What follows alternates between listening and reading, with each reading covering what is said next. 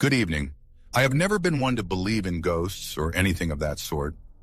I'm just a regular man, a father, a hardworking person, and even though I've lived in this same town all my life, I never paid much attention to the stories the old folks tell. But to be honest, after what happened to me that night, I'm not so sure anymore that it's all just tall tales. It was just another ordinary night, and I was home alone. My wife had taken the kids to visit relatives in a nearby town, and I stayed behind because I had to work the next day. Nothing out of the ordinary. I went to bed early, as I always do, and was sleeping like a rock until suddenly, in the middle of the night, I was woken up by a strange sound. At first, I thought it was a truck or something like that, but after a few seconds, I realized it wasn't. The sound was more old, if that makes sense. It was like the creaking of wooden wheels and the clattering of horse hooves on the street. And yes, I know it sounds weird because no one in this town has used carts for years, let alone at that hour. I stayed in bed trying to listen more carefully. The noise continued, getting closer, and I couldn't shake the feeling of unease. I've heard the town's stories my whole life, and while I never believed them, in that moment, I remembered the tale of the death cart. According to the old-timers, when you hear it pass by your street, it means it's coming for someone. Naturally, my rational side tried to take control. It's nonsense, I told myself, but the sound kept getting closer. The worst part was when it stopped right in front of my house. I swear, in that moment, my blood ran cold. The street was completely empty, but I could feel a presence, like something heavy was just outside. I got up slowly from the bed without making a sound and walked toward the window. That's when I remembered what the elders used to say. Never look at the death cart, because if you do, you're sentencing yourself or someone close to you. So even though the window was just a few steps away, I stayed still. I couldn't bring myself to peek, even though the curiosity was burning me up inside. I knew something was out there, something I shouldn't see. The tension in the house was unbearable. It was as if the air had become heavy, making it hard to breathe. Then I heard it. I don't know how to explain it, but it was like someone was whispering my name from the street, and my heart started racing. It's your imagination, I kept repeating to myself, but the whisper didn't stop. There was no wind, no other noise, just that voice that somehow knew it was calling me. I tried to stay calm. I told myself it couldn't be real, that there had to be some logical explanation. But just when I was about to open the window, I heard another sound. It was as if something heavy and solid had fallen to the ground outside like a dull thud. I didn't dare move. Fear had me frozen because the cart was still there, or at least that's what it seemed. I don't know how long I stood there, unable to look, just listening. I only remember that suddenly, the sound of the wooden wheels began again, moving farther and farther away until the street was completely silent once more. I don't know if you've ever been so scared that you feel like your heart is going to explode, but that's exactly how I felt at that moment. I stayed awake until dawn. I couldn't close my eyes, not after that. When the sun finally rose, I felt such a huge sense of relief that I almost laughed at how stupid I'd been acting. I told myself it was just my mind playing tricks on me, that maybe I'd heard an animal or something like that. But the strangest part of it all was that morning, while I was having my coffee, I found out that my neighbor, Don Felipe, had passed away during the night. He was an old man, had been sick for a while, but what disturbed me was the fact that the cart had stopped right in front of my house, which is next to his. I never told anyone what happened that night because I was embarrassed to admit that I'd been scared of a simple legend. But the truth is, since then, I haven't been able to shake that feeling. Every night I think about what I heard, the whisper calling my name and that dull thud, as if something had taken someone away. And look, maybe it was all just a coincidence. Maybe the cart had nothing to do with Don Felipe's death.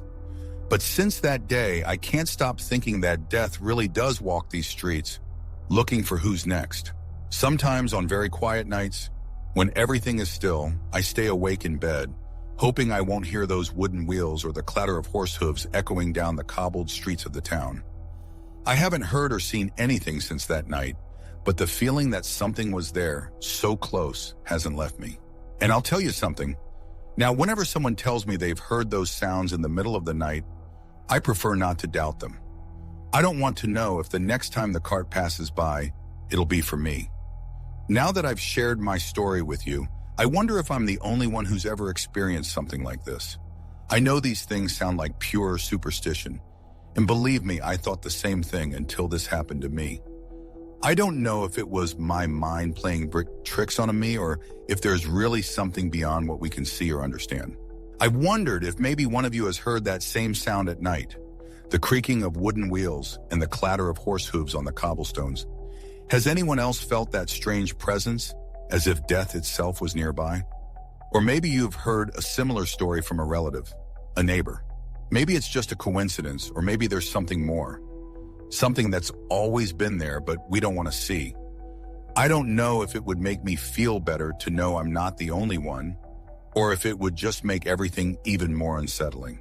After all, these experiences, no matter how hard we try to ignore them, stay with us in some way. Thanks for listening to me. My name is Raul, and I have a ranch in San Esteban, a small town in Jalisco.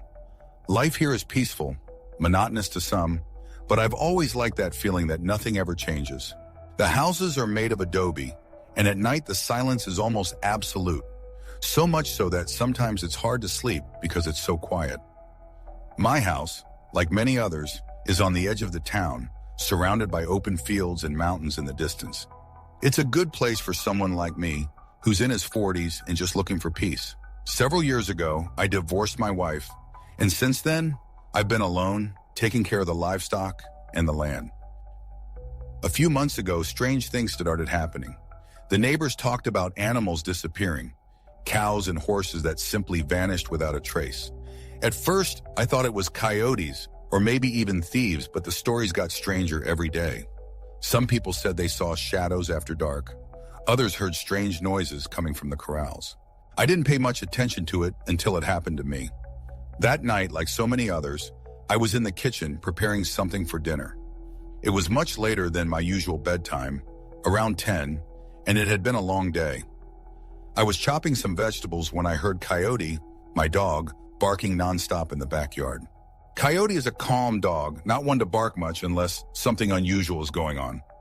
I went out with a flashlight in hand, expecting to see a wild animal roaming around, but when I shone the light on the corral, there was nothing, just the wind rustling the branches of the trees. Yet Coyote remained uneasy, growling into the darkness beyond the fence. It's probably a coyote or a fox, I thought, and went back inside, but that strange feeling wouldn't go away. That night, I barely slept, listening to the sounds of the countryside, expecting to hear something more.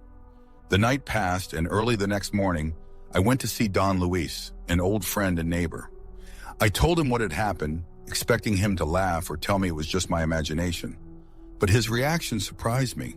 He looked at me seriously and in a low voice said, "Raul, be careful. It's not an animal that's lurking around. Whatever it is, it's no good." "What do you mean, no good?" I asked, feeling a little uncomfortable.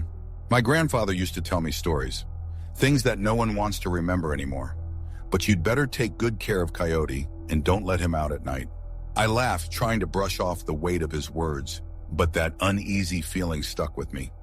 I went back home, turning Don Luis's warning over and over in my head, though I tried to keep to my normal routine.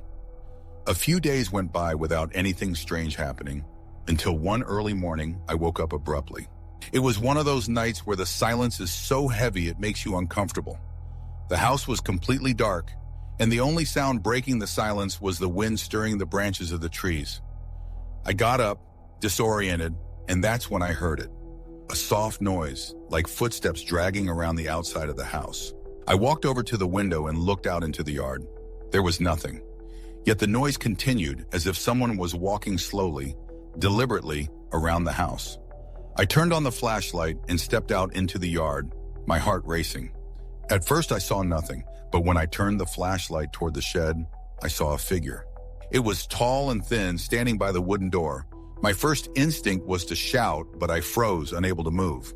The figure didn't do anything. It just stood there, motionless, staring at the shed door. I slowly backed away toward the house, and as soon as I closed the door behind me, the noise stopped. My breathing was fast, and I could feel my heart pounding in my chest. I turned off the flashlight and stayed in the darkness of the kitchen, listening.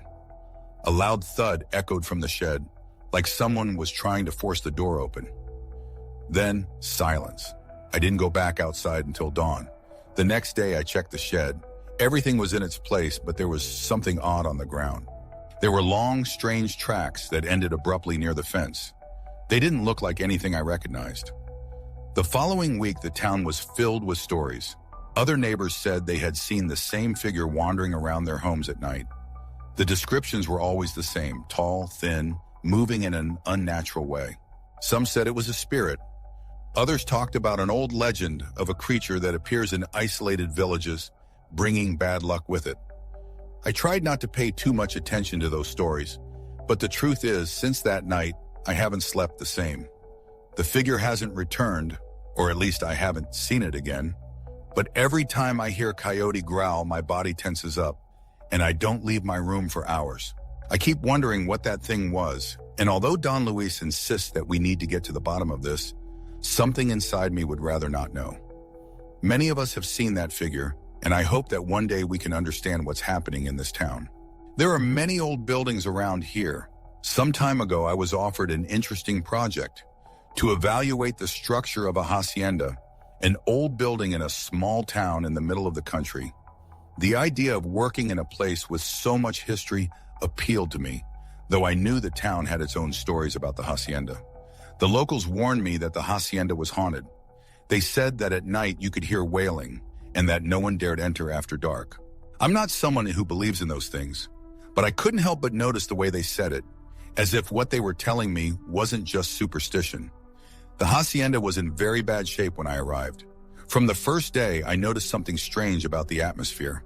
The house's structure creaked more than normal, and some areas were inexplicably cold, even in broad daylight. But the most unsettling thing was the silence. Even though we were out in the countryside, there were no birds, no sound of the wind. It was as if the place was wrapped in a void. I visited the hacienda for several weeks, but I always went back to the town to sleep. The locals had suggested that I not stay there overnight, and although I didn't believe in ghosts, the idea of being alone in that massive house didn't sit well with me. The strangest thing that happened in the first few days was finding a couple of tools on the floor, even though I was sure I'd left them on the table. But nothing too unusual for a place in such disrepair. One afternoon, while I was reviewing some plans in the main hall, I heard a sound. It was brief, like a soft whisper coming from somewhere upstairs. I ignored it at first, but after a few minutes, I heard it again, this time clearer. It sounded like a lament. I decided to go upstairs, but I didn't find anything. The silence filled the house again, but this time, the atmosphere felt heavier. The next day, while taking a break in the town, I decided to ask Don Arturo, an older man who knew the history of the hacienda well. That's when he told me about Isabel, the daughter of the original owner. According to legend, Isabel had fallen in love with one of the workers on the estate. Her father, furious when he found out, fired the man and kept Isabel under watch to prevent them from meeting again. They say she died of sadness, waiting for her love. Since then, her spirit has wandered the hacienda. I found the story interesting, but my skepticism kept me from giving it much weight. However, that same night when I was about to leave, a sudden storm hit the hacienda. The road back to the town became impassable as the stream flooded, and I had no choice but to stay overnight in the house. I turned on the lights in the main hall, trying to stay calm. It was just a storm after all. Everything was quiet. The only sound was the rain beating against the windows. Then around midnight, I heard the lament again. This time it was unmistakable, a soft but prolonged sound like someone crying silently. I stayed still, listening. There was no wind, and there was no way the sound was coming from outside. I decided not to investigate. Something deep inside told me that it was better not to know where the sound was coming from. The storm continued to lash against the house, and with every creak of the beams, the tension in the room grew. I sat down in one of the chairs in the hall, trying to ignore the sound, but it was impossible. For hours, I heard what sounded like soft footsteps, as if someone were walking upstairs. Sometimes the lament would get louder, then fade away again. Finally, around 3 a.m, everything went silent. There were no more footsteps, no more wailing, not even the rain. The air felt lighter, as if something had left. That morning when the storm cleared, I left as quickly as I could. I didn't mention anything about what happened to the people in charge of the project or to Don Arturo. I just wanted to finish the job and leave that place behind. In the end, I completed the evaluation of the hacienda and handed in the plans. But since then, I haven't returned to that town. I'm not sure if what I heard was real or if my mind, influenced by the local stories, played tricks on me. But there's something not right about that hacienda. Isabel's lament, or whatever was making that sound, remains a mystery to me. I grew up in a small town where everyone knew each other. There wasn't much to talk about. Life was simple and routine, except when Doña Emilia's name came up. She was an old woman who lived alone in a rundown house at the edge of town, isolated from everything and everyone. She had never had a family, no children, no husband, and the few times she was seen outside her house were when she went to the market, always covered with a shawl and barely exchanging words with anyone. There were rumors that Doña Emilia had certain gifts, although no one spoke openly of witchcraft. They said she had a way of helping those who sought her out, though always in delicate matters, health or affairs of the heart. I was always skeptical. To me, it was just idle gossip from people with nothing better to do. My younger sister, Anna, used to joke with me about it. If she really were a witch, wouldn't she have solved everyone's problems by now, she'd say. But when things started to go wrong in our family, it wasn't so easy to joke about anymore. Anna began to fall ill out of nowhere. At first, it was simple things, tiredness, loss of appetite. But then she started getting worse. My mother took her to the doctor several times, but no one could find anything wrong. The test came back normal, and yet Anna continued to decline. My mother, desperate, insisted that we visit Doña Emilia, but I was firmly against it. I didn't believe in that sort of thing, and I didn't want to get involved in superstitions. Anna didn't seem convinced either, but the situation was wearing her down. One day, without telling me, Anna decided to go on her own. She came back the next day and told me that Doña Emilia had welcomed her kindly. She gave her some herbs to make a tea and told her to drink it every night for a week. Even though I didn't like the idea, I decided not to argue. Nothing will happen, I thought. And indeed, at first, everything stayed the same. But after a few days, Anna started to get better. Little by little, she regained her appetite, her energy, and she seemed more cheerful. However, what unsettled me wasn't her recovery, but her behavior. Anna no longer wanted to talk about it. When I asked her about her visit to Doña Emilia, she would change the subject or just ignore me. My mother, of course, was delighted. She said that Doña Emilia had worked a miracle and that we should be grateful to her. But I didn't share that view. Something didn't add up. I felt like there was more to all of this, so I decided to go talk to the old woman myself. One afternoon, I gathered my courage and went to her house. The old wooden door creaked as it opened, and Doña Emilia greeted me as if she had known I was coming. She invited me in without saying much and offered me a cup of tea, the same tea she had given to my sister. Naturally, I didn't accept it. I just wanted answers. "What did you do to Anna?" I asked bluntly. Doña Emilia looked at me calmly, unfazed. Her wrinkled face, aged by the years, reflected nothing but serenity. "I didn't do anything she didn't want," she replied in a soft tone. "I only helped her find what she had lost." "What does that mean?" I insisted, frustrated by her evasive answer. "Your sister was unbalanced, disconnected from herself," she explained. "I just helped her reconnect with her center." Nothing she said sounded supernatural. She wasn't talking about curses or spells, but the way she said it deeply unsettled me. There was something in her voice, almost hypnotic, that made me doubt everything. I couldn't get any more information out of her, so I left, unsure of what to think. In the days that followed, I started noticing strange things, not just in Anna, but in other people in the town. Those who had visited Doña Emilia seemed different, more reserved. They acted normal, but there was a sort of secrecy in their eyes, a shadow in their behavior that I couldn't explain. I began to feel like the whole town shared a secret that I wasn't a part of. One afternoon, while walking through the plaza, I ran into Don Joaquin, a neighbor who had suffered from chronic pain for years. He told me that after visiting Doña Emilia, his pain had disappeared. I asked him if he had noticed anything strange, but he only responded with a peculiar smile. "She helps, but everything has a cost," he said. That phrase stuck with me. What cost? No one spoke directly about it, but something told me that although my sister had gotten better, The price of Doña Emilia's help wasn't something tangible. I couldn't stop thinking about what she had said. I only helped her find what she had lost. The atmosphere into the town began to change. It was subtle, almost imperceptible, but I could feel it. It wasn't something physical. It was more like a sensation, as if something heavy was hanging in the air. The people who had once been open and cheerful now seemed more cautious, as if something was holding them back. Was it just my paranoia, or was something strange really happening? As time went on, I decided to distance myself from it all.